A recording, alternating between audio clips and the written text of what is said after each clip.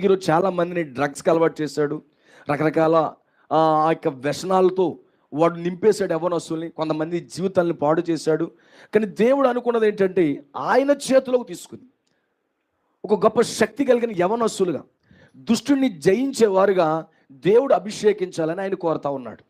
So ఈరోజు మన మీద ఆయనకి చాలా ఎక్స్పెక్టేషన్స్ ఉన్నాయి. మీ అందరి మీద చాలా ఎక్స్పెక్టేషన్ ఆయనకు ఉంది.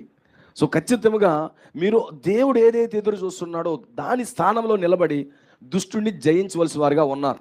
అందుకంటే మీరు బలవంతులు అంటున్నాడు. ఎక్కడి నుంచి వస్తుంది బలము?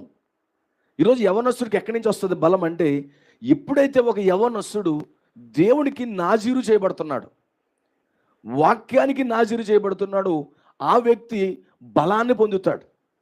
మనం నాజీరు చేయబడకుండా దేవుని వాక్యాన్ని మనం సమర్పించుకోకుండా మేము బలవంతులు అంటే నీ సిక్స్ ప్యాక్ జిమ్ బాడీయో పనిచేయద్దు. దానికి చాలామంది అని కూడా